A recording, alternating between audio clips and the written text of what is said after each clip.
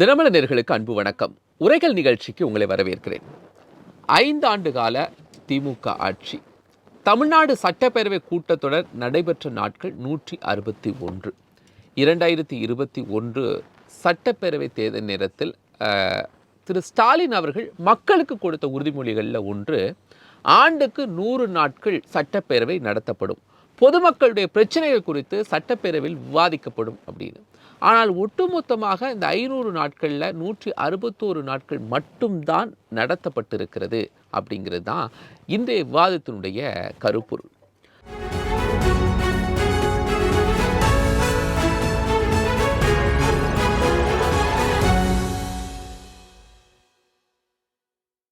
சொன்னது 500, நடந்தது 161. சட்டசபையும் தப்பவில்லை மாயமான வாக்குறுதிகள். இது சார்ந்த 2 கருத்துரையாக நம்மோடு இணைகிறாங்க. மூத்த பத்திரிகையாளர் திரு ரங்கராஜ், அரசியல் விமர்சகர் திரு எம் குமார், இருவரையும் வரவேற்றுக் கொள்கிறேன். நான் விவாதத்தை திரு ரங்கராஜ் சட்டந்தே தொடங்குறேன். கடந்த 30 ஆண்டுகளில் இதுதான் மிக குறைவான நாட்கள், 161 நாட்கள் அப்படின்னு சொல்கிறாங்க. அப்போது 30 ஆண்டுகளுக்கு முன்னாடி குறைவான நாட்கள் நடந்திருக்கு அப்படின்னு நம்ம எடுத்துக்கலாம். ஆனால் அதுக்கான பீரியட்ஸ் குறைவாக இருந்திருக்கு. 3 ஆண்டு பீரியட் அப்படிலாம் இருந்திருக்கு. ஏன் ரொம்ப குறைவான நாட்கள் நடத்தப்பட்டிருக்கு அப்படின்னு நீங்கள் நினைக்கிறீங்க? சார், ஜனநாயகத்து 4 தூண் இருக்குன்னா உங்களுக்கு தெரியும். அதாவது judiciary, executive, legislature, media, press அப்படின்னு சொன்னாங்கன்னா, இந்த ஒரு தூண் வந்து லெஜிஸ்லேச்சர்னா சட்டத்துறைனா என்ன? லெஜிஸ்லேட் செய்யணும், சட்டத்தை இயக்கணும், சட்டத்தை கொண்டு வர சட்ட முன்வடிவு மீது விவாதம் நடக்கணும். அந்த விவாதத்தின் மீது அந்த பில்லுடைய பொருள்களெல்லாம் அலசி ஆராய்ந்து அதில் தேவைப்பட்டுனா மாற்றங்கள் கொண்டு வரணும். அது மீது விவாதம் நடைபெறும். இறுதியாக வாக்கெடுப்பு நடக்கும். அதுக்கப்புறம் தான் சட்டம் நிறைவேறும். இதுதான் உண்மையான நோக்கம். சட்டங்கள்லாம் அங்கே கொண்டாடணும், அது மீது விவாதம் நடக்கணும். முன்பெல்லாம் அசெம்பிளிக்கு ஒரு பில்லு வருதுன்னு சொன்னால் ஆளுங்கட்சியோட எதிர்கட்சிகள் இன்னும் கடுமையாக தயார் செய்வாங்க. அந்த பில்லோட ப்ரொவிஷன்லாம் பார்த்து அதில் இருக்கிற சில தவறு இருந்தால் சுட்டி காட்டுவாங்க. சில நேரத்தில் அமெண்ட்மெண்ட் மூவ் பண்ணுவாங்க. இப்போ எங்கேயாவது எந்த சட்டம் வருகிறத, முன்வடி வருகிறத எப்போ நீங்கள் எதிர்கட்சிகள் பார்த்தீங்கன்னா கூட, யாராவது இப்போ இருக்கிற எதிர்கட்சி கூட சொல்லி, இது முந்தின பீரியடில் இருக்கிற திமுக எதிர்கட்சியாக இருந்த போது கூட அமெண்ட்மெண்ட் யாராவது மூவ் பண்ணுறாங்களா? இந்த பில்லில் இந்த சரத்து சரியில்லை அண்ட் ஆர் இல்லை ஒரு கமா ஃபுல் ஸ்டாப் வச்சு சில நேரம் அரை மணி நேரம் 1 மணி நேரம் விவாதம் நடக்கும் அசெம்பிளியில். அந்த அளவுக்கு அதோடைய நுணுக்கங்கள்லாம் பார்த்துட்டு சில நேரம் நான் பார்த்துட்டு பல நேரங்களில் அரசாங்கம் அந்த திருத்தங்களை ஏற்றுக்கொண்டு, நீங்கள் உங்கள் திருத்தங்களை திரும்பி பாருங்கள், அந்த திருத்தங்களை நாங்கள் ஏற்றுக்கொண்டு இந்த இந்த பில்லை மாற்றுறோம் அப்படின்னு சொன்ன காரணம்லாம் நான் நேர்லேயே பார்த்துருக்கேன். பலது நடந்திருக்கு. இங்கே மட்டும் இல்லை, அசெம்பிளி மட்டும் இல்லை, லெஜிஸ்லேட்டிவ் கவுன்சில் மேலே வேலை இதோட இன்னும் சீரியஸாக டிஸ்கஷன்ஸ் நடக்கும். அதில் எங்கேயாவது கட்சி சார்பாக ரொம்ப தீர்மானம் நடக்கும். அசெம்பிளி கவுன்சில் அது குறைவு. ஒரு காலகட்டத்தில் கட்சி சார்பு இல்லாத நபர்கள் நிறையா இருப்பாங்க. கவுன்சிலில் கூட கட்சி சார்பற்ற நிலையில் கூட பல டிஸ்கஷன் நடக்கும். மாப்போசி எங்கள் சேர்மனாக இருப்பார். பல நேரங்களில் அந்த விவாதம் ரொம்ப அசெம்பிளியோட கவுன்சிலில் ரொம்ப இன்ட்ரெஸ்டிங்காக இருக்கும். அதுபோல் விவாதம்லாம் நடைபெறும். அதுக்கு ஒரு சீரியஸ்னஸ் கொடுத்தாங்க கவர்மெண்ட்லேயும் சரி, எதிர்கட்சிகளும் சரி. அப்போ நான் இயல்பாகவே எதிர்கட்சிகளோட கருத்தை கேட்டுட்டு பில்லை பாஸ் பண்ணணுன்ற ஒரு எண்ணம் இருந்தது அரசாங்கத்துக்கு கூட. இன்றைக்கி கூட நம்ம என்ன பார்க்குறோம், பார்லிமெண்ட்டில் வெளிநடப்பு நடக்குது, அப்புறம் ஆர்ப்பாட்டம் நடக்குது, விவாதமே நடைபெறுவதில்லை. முக்கால்வாசி நாள் அட்ஜர்ன் ஆகுது. ஒரு நாளைக்கு 4 வாட்டி அட்ஜர்ன் பண்ணுறாங்க. எந்த விவாதமே நடைபெறாமல் கடைசி நாளும் முந்தின நாளும் அநேகமாக எல்லா பில்லும் வாய்ஸ் ஓட்டில் பாஸ் ஆகுது. சரி, நிறைய பில்லு டிஸ்கஷனே கிடையாது. இது போல் நிலைமை இருக்குது. இப்போ தமிழ்நாடு அசெம்பிளி என்ன ஆயிடுச்சுன்னா, ஒரு 10-15 வருஷமாக என்ன ஆகுதுன்னா, ஒரே வெளிநடப்பு தான். என்ன சப்ஜெக்ட்டு, என்ன பொருளாக இருந்தாலும் அன்றைக்கி வெளிநடப்பு செஞ்சு வெளியில் வந்து பேசுகிறாங்க. சட்டசபையில் உள்ள அதிகம் கிடையாது. இது 2 தரப்பும் உண்டு. திமுக எதிர்கட்சி இருக்கும்போது பண்ணுவாங்க, அதிமுக எதிர்கட்சி. ஆளுநர் கூட வெளிநடப்பு பண்ணார். வெளிநடப்புன்ற சாதாரணமாயிடுச்சு. ஸோ அந்த அசெம்பிளியில் அந்த அது எதுக்காக உருவாக்கப்பட்டதுன்றது அந்த அந்த நோக்கமே நிறைவேறாமல் இது ஒன்று போகுது. ஒரு மீனிங்லெஸ்ஸாக ஒன்று போகுது ஒன்று. இன்னொரு பக்கம் நாட்கள் குறைப்பு. பேருக்கு 6 மாதத்துக்கு ஒரு முறை அந்த சட்டமன்றம் கூட வேண்டும் அப்படின்னு இருக்கிற விதி இருப்பதனால் ஒரு ஒரு 10 நாள் ஒரு வாரம் 4-5 நாள் ஒரு செஷன் நடத்திட்டு வின்டர் செஷன் அப்படின்னு சொல்கிற அந்த பீரியடில் அதுவும் பண்ணி முடிச்சு சுருக்கமாக முடிச்சுட்டு போயிடுறாங்க. ஸோ அது கூட ஒரு ஃபார்மாலிட்டிக்காக நடத்தப்படும் மாதிரி தான் அதுவும் நடக்குது. ஸோ இந்த பர்பஸ் எதுக்காக கொண்டாடப்பட்டது அசெம்பிளி மேலவை தான் இல்லை. அந்த நோக்கமே நிறைவேறாமல் இன்றைக்கி ஒரு சடங்கு மாதிரி தான் நடக்குது. பில்லு ஒன்று கொண்டுறாங்க, மெஜாரிட்டி இருக்குது, வாய்ஸ் ஓட் பாஸ் ஆகுது. நீங்கள் வந்து அசெம்பிளி ப்ரொசீடிங்ஸ் எந்த அளவுக்கு லைவாக வருதுன்னு தெரில. சபையின் முன் சபாநாயகர் படிப்பார். அவையின் முடிவுக்கு விடப்படுகிறது. ஏற்போர் ஆம் எங்க, மறுப்போர் இல்லை எங்க, ஏற்போர் அதிகம் என்று கருதுகிறேன், தீர்மானம் நிறைவேறியது. இதெல்லாம் எங்களை கேட்டு கேட்டு பழகி போச்சு. இப்படி தான் most of the bill pass ஆகுது. ஸோ உங்களுக்கு வந்து ஒரு அதோடைய தேவையென்று உணர்ந்து செயல்படாமல் இருக்கிறது ஒன்று, அதோடைய முக்கியத்துவத்தையும் அறியாமல் செயல்படுறது ஒன்று. இது ஏதோ ஒரு சில அரசியல் நீங்கள் இப்போ பொதுவாக சட்டசபை குறித்து சொல்கிறீங்க சார். ஆனால் இதுல எல்லாம் நான் மாற்றம் கொண்டு வருவேன் அப்படின்னு தான் 2021 ஸ்டாலின் சொன்னார். ஆண்டுக்கு 100 நாட்கள் அப்போ தான் பேச முடியும் அப்படின்னு ஒரு உறுதிமொழியாக கொடுத்தாரு. சரி, மற்ற உறுதிமொழிகளை நடைமுறைப்படுத்துறதுல ஃபினான்ஷியல் பிரச்சனை இருக்குது, மத்திய அரசோட ஒத்துழைப்பு இல்லை அப்படின்னு விலகிக்கலாம். பட் இங்கே மத்திய அரசோட ஒத்துழைப்பு தேவையில்லை, சபாநாயகர் முடிவு எடுக்கலாம், முதலமைச்சர் முடிவு எடுக்கலாம், இல்லை ஆளுநர் 100 நாட்கள் நடத்தக்கூடாது அப்படின்னு அவர் தடை விதிக்கிறது கிடையாது. அப்போ ஏன் நடத்த முடியல 100 நாட்கள்? அதான் சொன்னேன், அது பயனிட்டு தான் போயிடுது. செஷன்லேயே வந்து ஒரு நடத்தி ஒரு லாபமே இல்லை. ஒரு கட்டத்தில் எம்ஜிஆர் முதலமைச்சராக இருக்கும்போது அது ஆஃப் த ரெக்கார்ட் சில இதெல்லாம் பேசுவாங்க. அங்கே அடிக்கடி பத்திரிகையாளர் சந்திப்போம். இங்கே பக்கத்துலேயே அமைச்சர் இருப்பாங்க, டீ குடிக்கு வருவாங்க, நாங்களும் அங்கே டீ குடிக்கு வருவோம். அமைச்சர், எம்எல்ஏ பல பேரோட நாங்கள் உரையாட ஒரு வாய்ப்பு கிடைச்சிது. அதெல்லாம் ஒரு அற்புதமான ஒரு காலம். அப்போது இவர் சிஎம் எம்ஜிஆர் ப்ரைவேட்டாக என்ன சொல்கிறாருன்னா, அசெம்பிளியில் நீக்கணும், கலைஞரை பேச விடாமல் பண்ணிட்டா வெளியில் போய் ஆர்ப்பாட்டம் மறியல்னு பண்ணிகிட்ருப்பார். அது அரசாங்கத்தை நம்ம நடத்துறது கஷ்டமாயிடும். அதனால் அசெம்பிளியில் இருந்து அவர் பேசட்டும், அவர் ஃப்ரீயாக விட்டுடலாம், அவர் பேசட்டும், அவர் தடுக்காதீங்க, கலைஞரை வெளியே விட்டால் தான் ஆபத்து. இதான் ப்ரைவேட்டாக அவங்க அமைச்சர்களே சொல்லுவாங்க. அதனால் அவர் பேசட்டும். அதனால் நீங்கள் அப்போது விவாதம்லாம் நீங்கள் பார்த்தீங்கன்னா 3 மணி நேரம் 2 மணி நேரம் அவர் பேசுவார். நோ கான்ஃபிடன்ஸ் மோஷன் வந்ததுன்னா எம்ஜிஆர் அவர்கள் 3 நாள் பதில் சொல்வார். 3 நாள் சிஎமோட ரிப்ளை. ஒரு நாள் அப்போசிஷன் லீடர் ஒரே கூச்சல் குழப்பமாக இருக்கும். அது போலீஸ் டிமாண்ட்லாம் அனல் பறக்கும். மைக் ஆஃப் பண்ணோம், அதை தாண்டி ரஹ்மான் கானோட குரல் கேட்கும். பதிவேட்டில் ஏற்றிடுவாங்க. அவர் மைக் ஆஃப் பண்ணதே தெரியாமல் ரெக்கார்ட் பண்ணிட்டு இருப்பாங்க அசெம்பிளி ரிப்போர்ட்டர்ஸு. இப்படி இருந்த காலத்தில் உங்களுக்கு வந்து அந்த அசெம்பிளின்றது ஒரு வேறு விதமான ஒரு டைமென்ஷன். பல இஷ்யூஸ் அங்கே பேசுவாங்க, டிஸ்கஸ் பண்ணுவாங்க. அவர் இருக்கட்டும்னு சொன்னார், இங்கே அசெம்பிளியில் அவர் பேசட்டும். அப்படி ஒரு பொதுவாக நிறைய எக்ஸ்பெஞ்செலாம் ரொம்ப ரேர். பார்லிமெண்ட்ரி ரிமார்க்ஸ் தான் எக்ஸ்பெஞ்ச் பண்ணுன்றது கரெக்டு. சில நேரங்களில் எக்ஸ்பெஞ்ச் பண்ணுவாங்க. ஆனால் பெரும்பாலும் டிஸ்கஷன் வந்து எக்ஸ்பெஞ்ச் ஆகாமல் தான் ரெக்கார்டில் தான் இருக்கும். ரொம்ப ரேர். எக்ஸ்பெஞ்ச் ஆனதுக்கு சார் பேசணும், டைம் கொடுத்துருக்கேன். நான் எக்ஸ்பெஞ்ச் ஆன மேல்வேல் நடந்த ஒரு இன்ட்ரெஸ்டிங் டிஸ்கஷனுக்கு அப்புறம் சொல்கிறேன். குமார் சார், நிறைய நாட்கள் டிஸ்கஷன் இருந்தால் தான் ஒரு வலுவான ஜனநாயக அமைப்பு இருக்கும். பட் முதலமைச்சர் என்ன காரணத்தை முன்வைக்கிறாரு அப்படிங்கிற மாதிரி ரங்கராஜ் என்ன சொல்கிறாருன்னா, இல்லை அங்கேயே தான் எல்லாரும் வெளிநடப்பு பண்ணுறாங்க, இங்கே ஆரோக்கியமான விவாதங்களே இல்லையே, அப்போ நாட்கள் அதிகப்படுத்துறதுனால என்ன பயன் அப்படிங்கிற ஒரு கேள்வி வைக்கிறார். அதாவது தமிழ்நாட்டு மக்களுடைய ஒட்டுமொத்த உணர்வுகளின் பிரதிபலிப்பு தான் சட்டமன்றம். சட்டமன்றம் தான் நமக்கு எல்லாத்துக்கும் ஹார்ட். அரசியல் தீர்வு அதன் வழியாகத்தான் அரசியல் தீர்வு ஏற்படுகிறது. 234 சட்டமன்ற உறுப்பினர்கள் ஆளுங்கட்சிக்கு மெஜாரிட்டி கிடைச்சா ஆளுங்கட்சி, அப்புறம் அதுக்கு அடுத்த ஸ்தானத்தில் எதிர்கட்சியாக இருந்து பணியாற்றுகிறார்கள். இப்போது சட்டமன்றம் வந்து ஜுடிஷியரி, எக்ஸிக்யூட்டிவ், லெஜிஸ்லேச்சர், ப்ரெஸ்ஸை பற்றி சார் சொன்னார். ஒவ்வொரு அமைப்புக்கும் தனித்தனி அதிகாரங்கள் அரசியல் சாசனம் வழியாக கிடைக்கிறது.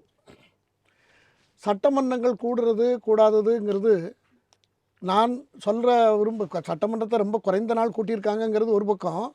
வாக்குறுதி வந்து கொடுக்கும்போது இதெல்லாம் யோசிக்காமல், இது மட்டும் இல்லை, 514 வாக்குறுதியில் பெரும்பாலான வாக்குறுதிகள் ப்ராக்டிக்கலாக இல்லாத வாக்குறுதிகளாக தான் இருக்கிறது. எல்லா விஷயத்துலையும் ஒரு சின்ன விஷயத்துக்கு 4 விளக்கம் கொடுத்து அதெல்லாம் வாக்குறுதியாக மாற்றி, ஒரு சில சேனல்களில் அதை பற்றி விவாதத்துக்கு நம்ம போய் கலந்துக்கிட்டு பேசும்போது தான் இதெல்லாம் ஆழமாக ஸ்டடி பண்ணும்போது தெரிகிறது. நிறைய விஷயங்களில் 5%, 10% கூட துவக்கி வச்சுட்டு அதை நிறைவேற்றியாச்சுங்கிற மாதிரி காமிச்சிடுறாங்க கணக்கு. இப்போ அது எல்லாம் தவிர்க்கணும் அரசாங்கம். இப்போ இந்த தேர்தலையாவது அதை செய்கிறதுக்கு முன் வரணும். ரெண்டாவது, அதிகப்படியாக சட்டமன்றம் இந்தியாவில் எந்த மாநிலத்தில் கூடியிருக்குன்னா ஒரிசாவில் கூடியிருக்கு. ஒரிசாவில் 42 ஒரு வருஷத்துக்கு கிட்டத்தட்ட 42 முறை கூடியிருக்கிறது, 42 நாட்கள் கூடியிருக்கிறது. கேரளாவில் கூடியிருக்கிறது, வெஸ்ட் பெங்காலில் கூடியிருக்கிறது, மகாராஷ்டிராவில் கர்நாடகாவில் கூடியிருக்கிறது. ஆனால் இதை எல்லாத்தையும் விட குறைவாக கூடப்பட்ட தமிழ்நாடு. இன்னும் இதுக்கு பின்னால் நிறைய மாநிலங்கள் இருக்குது. வடகிழக்கு மாநிலங்களில் இன்னும் மிக குறைவாக இருக்கிறது. அது குறைவாக இருக்கிறதுங்கிறது என்பது என்னென்னா, மக்கள் மீது இருக்கிற மக்களுடைய பிரச்சனைகளை பேசுவதை தவிர்க்கிறதா அல்லது அதை பேசணுங்கிறது முக்கியமில்லைன்னு நினைக்கிறதா என்பது எனக்கு தெரியாது. ஆனால் மத்தியில் 2014 2024 வரைக்கும், 2014 2019 வரைக்கும் 331 நாள் பாராளுமன்றம் கூடியிருக்கிறது. சட்டம் இதே சட்டம் தான். பாராளுமன்றத்துக்கும் இதற்கும் ஒரே சட்டம் தான், ஒரே முறை தான். ஆனால் பாராளுமன்றம் 331 நாள் கூடியிருக்கிறது. சார் சொன்னது போல் அங்கே சில நேரங்களில் இவங்க பாய்காட் பண்ணுறது, எந்த பில்லையும் பாஸ் பண்ண விடாமல் தடுக்கிறது, வேணும்னுக்கு 4 நாள் 3 நாள் 5 நாள் போராட்டம் நடத்துறது. அது ஒன்றுமே இல்லாத போராட்டமாக இருக்கும், ஹிண்டன்பர்க்காக இருக்கும் அல்லது ஏதாவது ஒன்று இருக்கும். கடைசியில் பிறகு அவங்க எல்லாத்தையும் வெளியே அனுப்பிச்சிட்டு பாஸ் பண்ணுறது நடக்குது. ஆனால் 331 நாள் கூடியிருக்கிறது 2014 19 வரைக்கும். அதற்கு அடுத்த 270 நாளோ என்னவோ கூடியிருக்கிறது. 19 24 கூடியிருக்கிறது. பாராளுமன்றம் சரியாக போய் தான் இருக்கிறது. ஆனால் தமிழ்நாட்டில் துரதிர்ஷ்டவசமாக அவர் வாக்குறுதி கொடுத்ததை தான் நான் இப்போ பெரிய குறையாக சொல்கிறேனே தவிர, தேர்தல் வாக்குறுதி கூட்டம் இதை விட கம்மியாக மாநிலங்களும் கூட்டியிருக்கிறது. ஆனால் தமிழ்நாடு போன்ற பெரிய மாநிலங்களில் இருக்கிற மக்கள் பிரச்சனைகள், தேவையான கருத்து பரிமாற்றங்கள், எதிர்க்கட்சிகளோட கலந்து பேசுகிறது, ஒரு திட்டங்களை முறையாக விவாதித்து நிறைவேற்றுறது, இந்த பணிகள் வந்து மிக வாக்குறுதிக்கும் 30% கூட வரல. அவங்க கொடுத்துருக்கிற வாக்குறுதிக்கு 30% கூட வரல. அது வந்து ரொம்ப ஒரு துரதிர்ஷ்டவசமானது தான். எதிர்காலங்களில் வாக்குறுதி கொடுக்கும் பொழுது வாக்குறுதி இஸ் பைண்டிங்னு நினச்சி கொடுக்கணும். சரி, இப்போது நாடாளுமன்றத்தில் பல கட்சிகள் இருக்குது, பல மாநிலங்கள்ல இருந்து இருக்காங்க, 331 நாள் இருக்காங்க. ஆனால் இங்கே யாருமே பேசுறதுக்கு, அப்படி நீங்கள் நிறைய நாட்கள் நடத்துனீங்கன்னா ஆளுங்கட்சியே புகழ்ந்து தங்களை புகழ்ந்து பேசுறதுக்கான ஒரு அவையார் தானே. அந்த நடைமுறை இப்பொழுது தமிழ்நாட்டில் ரொம்ப காலமாக இருக்கிறது. இப்போ அரசியல் கட்சியினுடைய இது என்ன, ஒட்டுமொத்த மக்களில் பல்வேறு இனக்குழுக்கள், பல்வேறு கருத்தியல் ரீதியான குழுக்கள் ஒன்று கூடி கருத்தியல் ரீதியாக ஒரு அமைப்பை ஏற்படுத்தி, அந்த அமைப்பு தான் அரசியல் கட்சி. அந்த அமைப்பு தான் அதில் எது மக்கள் அதிகமாக ஆதரித்திருக்கிறார்களோ அவர்கள் அரசாங்கத்தை அமைக்கக்கூடிய வாய்ப்பு இருக்கிறது. அதுதான் ஜனநாயகம். அரசியல் கட்சிங்கிறது அதுதான். இதில் என்ன பேசணும், என்ன பேசக்கூடாது, என்ன கருத்தொற்றுமையோட மக்களுக்குரிய கருத்துக்களை எத்தனை சட்டமன்ற உறுப்பினர்கள் நமக்கு தெரியும். இப்போ 234 பேர் சட்டமன்றத்துக்குள்ளே இருக்காங்கன்னா, குறிப்பாக ஒரு 10 பேர் தான் நமக்கு தெரியுமே தவிர பாக்கி அவ்வளோ பேரும் நமக்கு தெரியாது. அவங்க பேசுகிறது கூட வாய்ப்பு இல்லாமல் என்றைக்கே ஒரு நாள் பேருக்கு ஒரு 2 நிமிஷம் பேசுகிறதுக்கு அனுமதிக்கிறாங்க. அவங்களெல்லாம் பேச விடணும். அவங்களெல்லாம் பெரிய ஆர்வத்தோடு அங்கே வந்திருப்பாங்க, அவங்களெல்லாம் பேச விடணும். அதை செய்கிறதில்ல. இப்போ கட்சிகள் எப்படி ஆயிருக்குன்னா, கட்சியினுடைய மனோநிலையும் ரொம்ப இறுக்கமாக போய்விட்டது. இப்போ இன்றைக்கி ஓபிஎஸ் எடுத்துக்கங்க. இன்றைக்கி ஓபிஎஸ் என்ன சொல்லியிருக்காரு, நாளைக்கு ஜெயலலிதா அம்மா இதுக்கு நான் போக மாட்டேன்னு அறிக்கை கொடுத்துருக்காரு. அப்போது இவர் கொடுத்துருக்காரு அப்போ அவர் சுயநலத்தை அடிப்படையாக வச்சு தான் அவர் கொடுக்குறாரு. நான் அவருடைய கருத்து தனிப்பட்ட முறையில் அவருக்கு அரசியல் பிரதிநிதித்துவம் வேணும், அவரை எல்லோரும் நிராகரித்திட்டாங்கங்கிறத பற்றி நாம் நிறைய வாட்டி பேசியிருக்கோம். நானே நிறைய பேசியிருக்கேன். அவர் நிராகரிக்கப்பட்டதுனால, அவர் நிர்மூலமாக்கப்பட்டதுனால அவருக்கு ஒரு துணையை தேடி எந்த கட்சிக்கும் அவர் போகிறதுக்கு அவர் தனிப்பட்ட ஒரு உரிமை இருக்கிறது. ஆனால் ஒரு அரசியல் கட்சி ஒரு அரசாங்கத்தில் முதலமைச்சராக இருந்தவர் அப்படி விட்டுட்டு போகலாமா அப்படிங்கிறது ஒரு $1 மில்லியன் கொஸ்டின். ஒரு அரசாங்கத்தை 3 முறை முதலமைச்சராக இருந்தவர் அப்படி போகிறார். அவரை தனிப்பட்ட முறையில் பார்த்தீங்கன்னா அவர் ஆதாயத்துக்காக அவர் போகிறாருன்னு தான் நம்ம இப்போ எடுத்துக்க முடியும். அப்போ தனிநபரை சுற்றி தான் அரசியல் இயங்குதுங்கிற நிலைமை இப்போ எல்லா கட்சிக்கும் வந்திருக்கிறது. திராவிட முன்னேற்ற கழகத்தை எடுத்து பார்த்தீங்கன்னா, தன்னுடைய ஆட்சி டைனாஸ்டி ரூல் அது தக்க வைக்கணும். எல்லாரும் நம்ம ஃபேமிலி மெம்பர்ஸ் தாங்க இருக்கணும். எல்லாரையும் கொண்டு வர போகிறாங்க. இன்னும் இந்த இந்த இப்போ அவங்க தப்பி தவறி வந்துட்டாங்கன்னா மருமகன் எல்லாருமே வந்துடுவாங்க. ஆட்டோமேட்டிக்காக எம்பி ஆயிடுவாங்க. எல்லோரும் குடும்பத்தில் உள்ளவங்களே இருப்பாங்க எல்லோரும். மற்றவங்களாம் அதை பற்றி இல்லை, நமக்கு ஏணிப்படியாக இருக்கட்டும் நம்ம இருக்கு அந்த மாதிரி தான் இருக்குது. அவங்கள தனிம நபருக்காகவும் தனி குடும்பத்துக்காகவும் அந்த நாடும் நாட்டு மக்களும் இயங்கணுங்கிற முறையில் மாற்றிட்டாங்க. Include communist. பிரேமலதா எடுத்துக்கங்க, அவங்க சொந்த பிரச்சனைக்காக அவர் விஜயகாந்த் நல்ல இல்ல இது நோக்கத்தில் நீங்க இல்ல நீங்க உண்மையாவே இல்லை நான் சட்டமன்றத்தில் எதுக்கு இப்படியெல்லாம் ஆகுதுன்னா எல்லார்த்தையும் பேச விடாமல் எல்லாருடைய கருத்துக்களை சொல்ல விடாமல் அவர்கள் கருத்து மக்களுக்கு போய் சேராமல் வாக்குறுதி இது மட்டுமா கொடுத்தாங்க, சட்டமன்ற நிகழ்வுகளை நாங்கள் ஒளிபரப்போன்னு அதையும் கொடுத்துருக்காங்க. ஆனால் பண்ணாங்களா? இல்லை. சரி ரங்கராஜ் சார், சார் சொன்ன மாதிரி சட்டமன்ற நிகழ்வுகள் நீங்களும் சொன்னீங்க அதெல்லாம் வருதா வரலையா, குறிப்பாக அமைச்சர்கள் பேசுறதை தாண்டி பல எம்எல்ஏக்கள், இன்னும் ஆளுங்கட்சி எம்எல்ஏக்கள் பேசுறது கூட நம்ம இன்னும் பார்க்கல. அது ஒளிபரப்பப்படல. அது ஏன் ஒளிபரப்பப்படலைங்க? ஏன் எந்த முன்முயற்சிகளையும் சட்டமன்றத்துக்குள்ள எடுக்க தவிர்க்கிறாங்க இந்த அரசு? இப்போ யார் என்ன தடுத்துறாங்க? என்ன ஒரு ஒரு ஸ்டஃப் இல்லை சார், ஒரு கேலிபர் ஒரு கெப்பாசிட்டி இல்லை எதிர்கட்சியில். மன்னிக்கணும் நான் சொல்கிறதுக்கு. ஆளுங்கட்சியை மீறி ரஹ்மான் கான் பேசுவார், துரைமுருகன் பேசுவாங்க, சுப்பு பேசுவார், எவ்வளோ எம்எல்ஏக்கள் பேசுவாங்க. பவர்ஃபுல் ஸ்பீச்சஸாக இருக்கும், எல்லாம் கேட்பாங்க. அனுமதிச்சாங்கன்றது வேறு, பட் எல்லோரும் கேட்பாங்க, அது பதில் கொடுப்பாங்க. உண்மையிலேயே நல்ல விவாதங்கள் நடைபெறும். அசெம்பிளி ப்ரொசீடிங்ஸ் நடக்குதுன்னா பத்திரிகைகளும் ஒரு 4 பக்கம் 5 பக்கம் அசெம்பிளி செய்திகள் போடுவாங்க. இப்போ சுருக்கிடுறாங்க. ஏதோ ஒரு வாதம், ஒரு வெளிநடப்பு, ஒரு செய்தி மட்டும் வருது. சட்டசபையில் நடந்து என்னன்னு கூட தெரிய மாட்டேங்குது. அங்கே 25 வருஷத்துக்கு முன்னாலலாம் சட்டசபையில் என்னென்ன பில் வந்து அறிமுகம் ஸ்டேஜ்லேருந்தே கவர் பண்ணுவாங்க. அப்புறம் விவாதம் நடைபெற்றது போடுவாங்க. அப்புறம் இறுதியில் என்றைக்கு அது பாஸ் ஆச்சுன்னு போடுவாங்க. அதெல்லாம் ரெக்கார்டு இருக்கும். இப்போ அது எதுவுமே இல்லை. நீங்கள் பேப்பரை படிச்சிங்கன்னா கூட ஒரு பில்லு கொண்டு வந்தாங்களா, பாஸ் ஆச்சா, என்ன பில்லு வந்தாங்கன்னு தெரியல. மீடியாவும் அப்படி இருக்குது. எதிர்கட்சிகளை ரொம்ப புவர். அது ரொம்ப வேதனையோடு சொல்கிறேன். ஒரு முறை கலைஞர் வந்து என்ன சொல்கிறாரு, உங்களுக்கு திருச்செந்தூர் பால் கமிஷன் விவகாரம் உங்களுக்கு தெரியும். பால் கமிஷன் அறிவித்தது எம்ஜிஆர் ஏடிஎம்கே கவர்மெண்ட்டு தான். பொதுவாக இந்த அமைக்கிற கமிஷன் அரசுக்கு சாதகமாக ஒரு நிலை தான் வரும். அப்போ எதிர்கட்சிகளை அது வந்து கொலைனாங்க, அதிமுகவினர் அது தற்கொலைன்னு சொன்னாங்க. இதுதான் போயிட்டு இருந்தது. ஆனால் எதிர்பாராத விதமாக அவர் ஜஸ்டிஸ் பால் என்ன ரிப்போர்ட் கொடுக்குறாருன்னா, அது தற்கொலை இல்லை, கொலை செய்யப்பட்டார்னு ரிப்போர்ட் வந்து அரசாங்கம் வெளியில்ல. இவர் திரு கருணாநிதி அவர்கள் அந்த ரிப்போர்ட்டை காப்பி எப்படி அவர் கிடைக்க, அவர் அதை வெளியிட அசெம்பிளியில் இது ஏன் வைக்கலைன்னு சொல்லி கேட்குறாரு. இறுதியில் அசெம்பிளியில் அது விவாதம் வருது. அந்த அரசு என்ன பண்ணுது, அந்த ரிப்போர்ட்டை வந்து கடைசியில் டேபிள் பண்ணுறாங்க. ரிப்போர்ட் வருது. கூடவே ஒரு ஆக்ஷன் டேக்கன் ரிப்போர்ட்னு ஒன்று வைக்கிறாங்க, ஏடிஆர்னு கவர்மெண்ட்டில். அதாவது போலீஸ் தரப்பு அந்த செய்திகள் வந்து வருது. அதில் இது வந்து கொலை இல்லை, ஜஸ்டிஸ் பால் சொல்கிறது தப்பு, கொலை இல்லை, தற்கொலை தான் இருக்க மாதிரி ஒரு ரிப்போர்ட் வந்து கவர்மெண்ட்லேருந்து வச்சு இந்த பால் கமிஷன் ரிப்போர்ட்டும் வைக்கிறாங்க. கவர்மெண்ட்டோட ஏடிஆர் ஆக்ஷன் டேக்கன் ரிப்போர்ட் வைக்கிறாங்க. இவர் கருணாநிதி பொண்ணு பேசுகிறாரு. சரி பேசி என்ன சொல்கிறாரு, இதோ ஒரு என்னோட இடது கையில் பால் கமிஷன் அறிக்கை, இது பால், இது ஆக்ஷன் டேக்கன் ரிப்போர்ட், கவர்மெண்ட்டோடைய இது உண்மை நடந்த சம்பவங்களை மறைக்கிறதுக்கான ஒரு ஆக்ஷன் டேக்கன் ரிப்போர்ட், இது விஷம், இது ரெண்டுத்தையும் வைத்து அசெம்பிளியில் வைக்காதீர்கள், பால் கமிஷன் ரிப்போர்ட் மட்டும் வைங்க, பாலும் விஷத்தை கலைக்க வேண்டாம் என்று சொல்லி இப்படி ரெண்டுத்தையும் இப்படி வச்சு சேர்த்து அப்படி வைக்கிறாரு. அது ஒரு ஓவராலாக ஒரு ப்ரெசன்டேஷன் என்ன அழகாக பண்ணுறாரு, அந்த மேட்டரை எப்படி கொண்டுறாரு, இது பால் அது விஷம், தயவு செஞ்சு இது ரெண்டும் கலக்காதீர்கள் அப்படின்னு சொல்கிறாரு. இந்த ஆற்றல் இன்றைக்கி யாராவது எதிர்கட்சிகளுக்கு இருக்கா ஒரு அரசாங்கம் வெளியிட வேண்டிய ரிப்போர்ட்டை அவர் வந்து வெளியில் வெளியிடுறார். அதுமாதிரி நடவடிக்கைலாம் வந்து ஆக்ஷன்லாம் வந்தது, அது வேறு. அந்த அளவுக்கு அவர் இருக்குது. அதே போல் 100 உதாரணம் சொல்கிறேன். எம்ஜிஆர் அறிவிக்கிறாரு போலீஸ் டிமாண்டில் இறுதியில் அரசாங்க ஊழியர்கள் இறந்தா, பணியின் போது இறந்தால் 10,000 ரூபாய், எல்லாம் மேஜனாங்க தட்டினாங்க எல்லாம் ஓவர். இவர் முன்னே இருந்தார் திரு கருணாநிதி. அரசாங்க ஊழியர்கள் இறந்தால் ஏற்கனவே ஒரு 10,000 ரூபான்னு ஒரு ஸ்கீம் இருக்குது, இது வந்து எக்ஸ்ட்ராவா, அதே 10,000 கேட்டார். எம்ஜிஆர் ஒரு நிமிஷம் என்ன பதில் சொல்லுன்னு தெரில. மூக்கை அப்படி துடைக்கிறாரு, சிரிக்கிறாரு, ஏதோ பண்ணுறாரு. அவர் சொன்ன பதில் என்ன தெரியுமா, மரணம் என்பது ஒரு முறை தான். இது எம்ஜிஆரோட பதில். அப்படின்னா ஒரே 10,000 தான், ரெண்டாவது கிடையாதுன்னு சொல்லிட்டு அது சபை அதோடு கலைஞ்சது, பாஸ் ஆகிட்டு.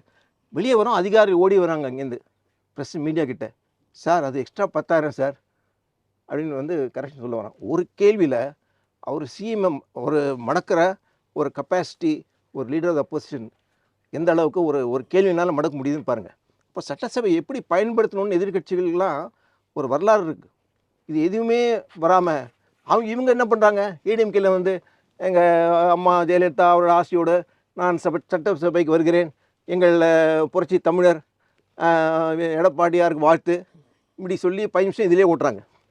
கடைசியில் ஒரு மணி அடிப்பார், இப்போ எல்லாம் என் தொகுதி மேட்ரு சார், சபாநாயகர்கிட்ட கெஞ்சுறாங்க, என் தொகுதி மேட்ரு முதல்ல பேச வேண்டியது தானே, ஏன் இந்த யார் கேட்டாங்க இந்த புராணம்லாம் இந்த வாழ்த்து மடலெல்லாம் சட்டசபை நேரத்தை ஏன் இப்படி வீணடிக்கிறாங்க. இவங்க பதிவு பண்ணுறாங்களாம். அவங்க என்னென்னா டாக்டர் கலைஞரும் பேசி தளபதின்னு பேசி அந்த ஆளுங்கட்சி எம்எல்ஏ வந்து அவங்க 10 நிமிஷம் இதில் எடுப்பாங்க. இப்படி தான் சார் போகுது. இந்த துதி பாடுறதுக்கு ஒரு அசம்பிளி தேவையான ஒரு கேள்வி வருது. ஏதாவது எதிர்க்கட்சியில் கூட விஷயங்கள இல்லை. நான் என்ன சொல்கிறேன், நீங்கள் வாக்குறுதின்னு சொல்கிறீங்க, தேர்தல் வாக்குறுதியெல்லாம் சீரியஸாக எடுக்கிறதுனால இந்த கடைசி 10 வருஷம் தான் சார். அது முன்னால் நாட்டில் யாரும் அவ்வளோ சீரியஸாக படிக்கிறதும் கிடையாது, அது வந்து ஒரு விவாத பொருளும் ஆனது கிடையாது. தேர்தல் வாக்குறுதியெல்லாம் ஒரு 15 வருஷமாக தான் மேன் ஆஃப் த மேட்ச் அப்படின்னு சிதம்பரம் அறிவித்தார். கருணாநிதி ஒரு வாட்டி தேர்தல் அறிக்கை அறிவிச்சது, இலவச தொலைக்காட்சி பெட்டி அரிசி. நீங்கள் அடிப்படையாக நீங்கள் பார்த்தீங்கன்னா அசம்பிளியில் இதை காட்டில் எதுக்கு இம்பார்ட்டன்ஸ் கொடுப்பாங்கன்னா ஹவுஸ் அஷூரன்ஸ் கமிட்டின்னு ஒன்று இருக்கும் சார். சட்டசபையில் கொடுத்த உத்தரவாதம் இருக்கு இல்லையா, அஷூரன்ஸு, அதை அமுல்படுத்தணுன்ட்டு அது விதி இருக்குது.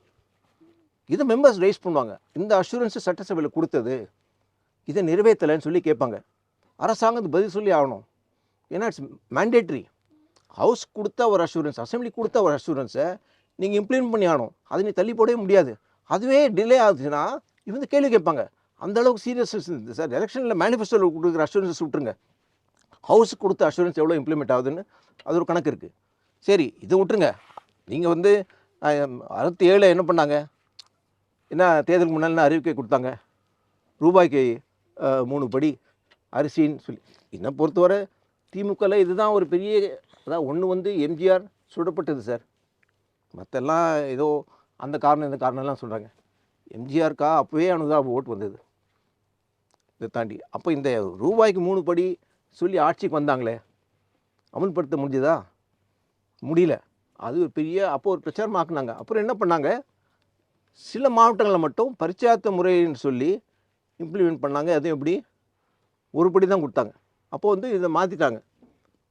3 படி, ரூபாய்க்கு 3 படி என்பது லட்சியம், 1 படி நிச்சயம்னு இவங்களே மாற்றிக்கிட்டாங்க. ஆமாம். இப்போ இந்த கிஃப்ட் ஆஃப் த கேப்னால நீங்கள் வந்து அந்த அனைவருக்கும் உரிமை தொகை, தகுதி உள்ளவருக்கு உரிமை தொகை அப்படின்னு அந்த சேஞ்ச் வந்த மாதிரி. அது ஓகே. இல்லை, இப்போ நீங்கள் நான் உங்கள்கிட்ட பேசும்போது சார், நீங்கள் நிறைய விஷயங்கள் நம்ம அசம்பிளிக்குள்ளே நடந்த ரொம்ப சுவாரஸ்யமான விஷயங்கள், மக்களுக்கு தேவையானது. பட் இந்த மாதிரியான வாக்குறுதிகளை கொடுத்துட்டு அது நிறைவேற்றாமல் போகிற போது அந்த எண்ணம் பொய்த்துறதில்ல. அது வந்து இன்னொன்று சொல்கிறாங்க, நாங்கள் சொன்னதை விடவும் சொல்லாதது செஞ்சுருக்கிறோம். அப்போ சொல்லவே தேவையில்லையே சார். இது யார் சொல்கிறாங்க? சொல்கிற கட்சி அதிமுகக்கோ அவங்க மனசாட்சி தொட்டு பார்த்தாங்களா? அவங்க எவ்வளோ இம்ப்ளிமெண்ட் பண்ணியிருக்காங்க? நான் ரெக்கார்டு எடுத்து பார்க்கலாம், ரொம்ப புவர் ரெக்கார்ட். இல்லை, இப்போ நம்ம அவங்க past- இல்ல. இல்ல, நான் அதிமுக சொல்ல, இல்லை ஜென்ரலாக Sir, சொல்கிறேன் please. நான். நம்ம இவங்க வந்து அதிமுக வேண்டாம், மற்ற கட்சிகள், ஆட்சிக்கு வராத இல்லை சார், கட்சிகள். இவங்க they have no locus standi to raise the issue. எவ்வளோ வந்து ப்ராமிஸ் இல்ல, பண்ணிருக்காங்க. லோக்கல் ஸ்டாண்டிங்கிறது நான் அப்போ அதிமுக கொஸ்டின் பண்ணல, ஒரு தாவேக்கா வைக்குது. தாவேக்கால யார் என்ன பேசுகிறாங்க? தாவேக்கால வாக்குறுதிகள் நிறைவேற்றிட்டாங்களா? எல்லா வாக்குறுதியும் இல்ல, வச்சுட்டு நம்ம அது கூட படிப்படியா வேண்டாம். பேசுறாங்களா? மக்கள் வைக்கக்கூடியது வாக்குறுதிகளை நிறைவேற்றிட்டாங்களா அப்படின்னு மக்கள் வைக்கக்கூடிய கேள்விக்கு பதில் Right, sir. சொல்லணும்ல. சார் நான் என்ன நீங்க சொல்றேன்? எடப்பாடி பழனிசாமிக்கு பதில் இல்ல, இல்ல. சொல்லலாம், பட் மக்களுக்கு பதில் சொல்லணும்ல. இல்லை நீங்கள் வந்து ட்ராக் ரெக்கார்ட் படி, நான் ஆனஸ்ட்டாக சொல்கிறேன், ட்ராக் ரெக்கார்ட் பண்ணி கொடுத்த அஷூரன்ஸில் இம்ப்ளிமெண்டேஷனில் DMK government has done better then ADMK government. நான் ஐம் ப்ரிப்பேர் டு ப்ரூவ். சரி, ஓகே ஓகே. ஏன்னா அவங்களோட ரெக்கார்டு நீங்கள் பார்த்தீங்கன்னா வெரி வெரி புவர். மாறேன் சார். அவங்க வந்து வெங்காயம் சார், அந்த நீங்க- அவங்களுடைய நீங்க ஸ்டேட்டஸ் good- நீங்கள் good record-அ, So, இவங்க வந்து- DMK மேட் பண்ணிருக்காங்கன்னு சொல்றாங்க. இவங்க வந்து ஒரு பொலிட்டிக்கலாக சொல்கிறாங்க சார். ஆக்சுவலி இம்ப்ளிமெண்டேஷன் நீங்கள் பார்த்தீங்கன்னா இதில் நிறைய இப்ஸ் அண்ட் பட்ஸ் இருக்கும். இப்போ உதாரணத்துக்கு சரி. இப்போ ஒரு கேள்விக்கு வந்து எம்ஜிஆர் எலெக்ஷன் அறிக்கையில் கொடுத்தாரு, போஸ்ட் கார்டோட விலை குறைக்கப்படும்னாரு. இவர் ஸ்டேட் கவர்மெண்ட்டு, சென்ட்ரல் கவர்மெண்ட் இருக்கிற போஸ்ட் கார்டு விலை எப்படி குறைக்க முடியும்? அப்புறம் சமாளித்தாங்க, இல்லை போஸ்ட் கார்டு நாங்கள் வந்து மத்திய அரசுக்கு சொல்லி அவனுக்கு குறைக்க சொல்லுவோம். வலியுறுத்தப்படும். நான் வரேன். அதனால இந்த தேர்தல் அறிக்கையில வாக்குறுதிகள் நிறைய வந்திருக்கு சார். இந்த வாக்குறுதியிலே எல்லாமே வலியுறுத்தப்படும். நிறைய வரும். சில வாக்குறுதிகள் வந்து சென்ட்ரல் கவர்மெண்ட் இம்ப்ளிமெண்ட் பண்ண வேண்டியதா இருக்கும். அங்க இம்ப்ளிமெண்ட் பண்ணா நம்ம என்ன பண்றது? ரங்கா சார், அதெல்லாம் இருக்குல்ல. ரங்கா சார், அதுக்கு தான் வாக்குறுதியா கொடுக்கக்கூடாது. கொடுக்கக்கூடாதுன்னு இல்லை. நாங்கள் என்ன சொல்கிறோம், இப்போ நீட் சொல்கிறான், நீட் நாங்கள் வந்து ஒழிப்போம்னு சொன்னால் என்ன ஒழிப்போம்? எதிர்கட்சியாக வந்து ஒழிக்க முடியுமா? ஆளுங்கட்சியாக வந்தால் நாங்கள் ஒழிப்போம்னு சொல்கிறான். அதுக்கு என்ன சொல்கிறான் அவன்? காங்கிரஸ் கவர்மெண்ட் என்ன சொல்கிறாங்க? நாங்கள் வீல் ஹெல்ப் த டி கவர்மெண்ட் சொன்னான். அவன் ஆட்சிக்கு வராத காரணத்தை அவன் அமல்படுத்த முடியல. நீங்கள் தான் ஒழிப்போன்னு சொன்னியே, நீ ஏன் ஒழிப்போம்? நான் உதாரணம் ஒரே ஒரு எக்ஸாம்பிள் ஒன்று சொல்கிறேன். நீங்கள் 39 MP இருக்கீங்க. அங்கே பார்லிமெண்ட்டில் போய் நீங்கள் வந்து என்ன பண்ணீங்க? அஷூரன்ஸ்லாம் கொடுத்தீங்கன்னா, அவ்வளோ அஷூரன்ஸ் கொடுத்தீங்களே, இம்ப்ளிமெண்ட் பண்ண முடியல. நான் அதே கணக்கு இவங்க சொல்கிறேன். 66 MLA இவங்க இருக்காங்கல்ல, நீங்கள் கொடுத்த வாக்குறுதியெல்லாம் நீங்கள் ஏன் இம்ப்ளிமெண்ட் பண்ணலான்னு ஏடிஎம்கே கவர்மெண்ட்டை கேட்கலாம்ல? ஏடிஎம்கே கட்சியை நான் கேட்கலாம்ல? நீ 66 MLA இருக்கீங்களா, அசம்பிளியில் போய் என்னது கீச்சிங்க? உங்கள் வாக்குறுதியை நீங்கள் ஏன் இம்ப்ளிமெண்ட் பண்ணல? நான் இதே கேள்வி கேட்டா அதுக்கு என்ன பதில் சொல்லுவாங்க? இந்த கேள்வி யாரும் உங்களுக்கு கேட்கல சார். 2021 தேர்தல் அறிக்கையில் என்னெல்லாம் அஷூரன்ஸ் ஏடிஎம்கே கொடுத்தாங்களோ அது 66 MLA வச்சு நீங்கள் நிறைவேற்றி காட்டுங்க. சரி, ஏன் பண்ணல? குமார் சார், சொல்லுங்க. நிறைவேற்றாமல் இருக்கக்கூடிய ஒரு விஷயம் இன்னொன்று சார் சொல்றாங்க, அதிமுகவிடம் திமுக சொன்ன வாக்குறுதிகள் நிறைய நிறைவேற்றி இருக்கிறது அப்படின்னு. அதிமுகவை விட திமுக நிறைவேற்றி இருக்குது. அதான் அது அது அவங்க சொல்கிறது வந்து இனாக்குரல் பண்ணிட்டு நிறைவேற்றினதாக பல விஷயங்களை சொல்லியிருக்காங்க. இந்த இனாகுரேஷன், ஆமாம், இனாக்குரேஷன் நடந்திருக்கும். இனாக்குரேஷன் நடந்திருக்கும். அங்கே போய் ஒரு நாள் பேப்பரில் வந்திருக்கும். நமக்கு எப்பாவது கேள்விப்பட்டிருப்போம், படிச்சிருப்போம் பேப்பரில். அதோடு நிற்கிறது நிறைய இருக்குது.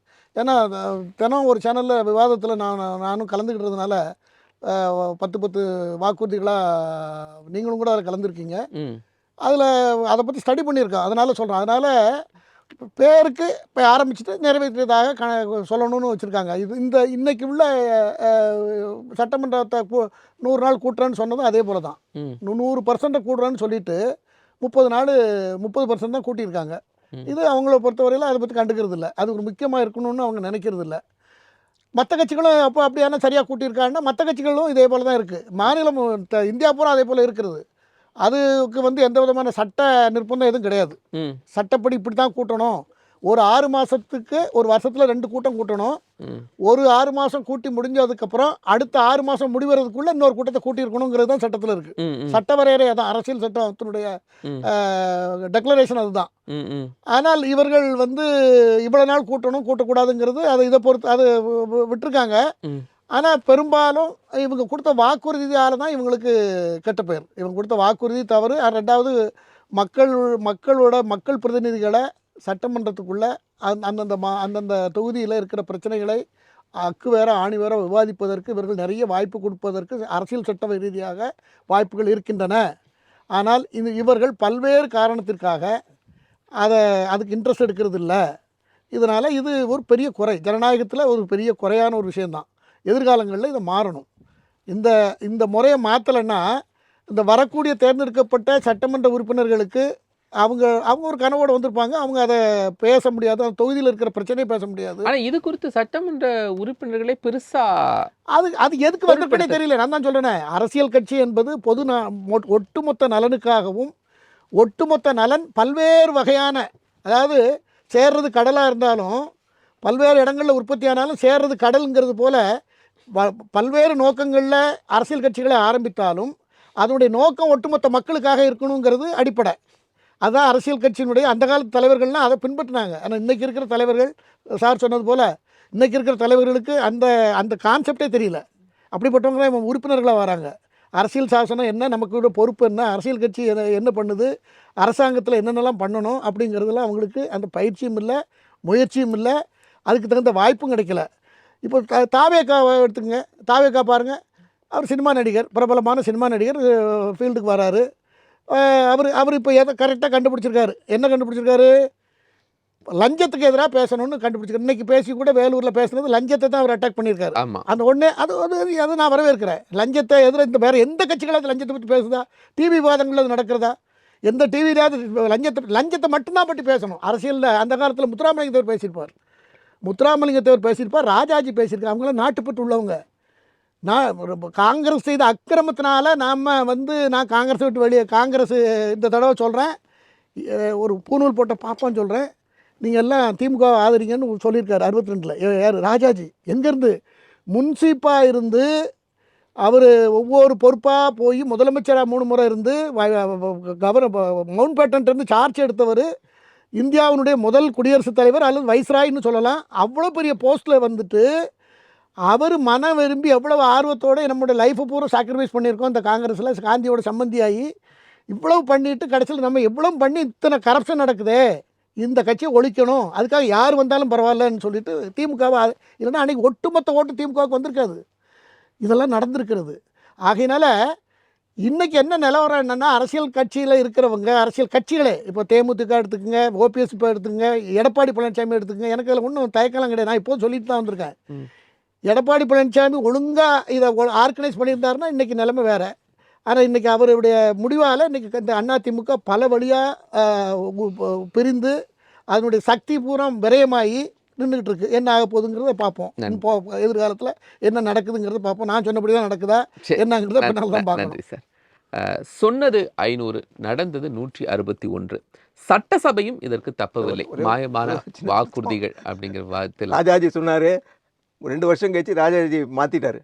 நான் இன்னைக்கு தவறு செஞ்சேன், பெரிய தவறு செஞ்சேன், இந்த திமுக ஆட்சி கொண்டு வந்தது நான் பண்ண பெரிய மிஸ்டேக்குன்னு சொல்லி மக்கள்கிட்ட மன்னிப்பு கேட்டார். இந்த விவாதத்தில் 2 கருத்துரையாளர்கள் நம்மோடு பங்கு எடுத்தாங்க. இருவருக்கும் மனமார்ந்த நன்றிகள். நேயர்களே, மற்றும் ஒரு நிகழ்ச்சி நாம் சந்திக்கலாம். நன்றி, வணக்கம்.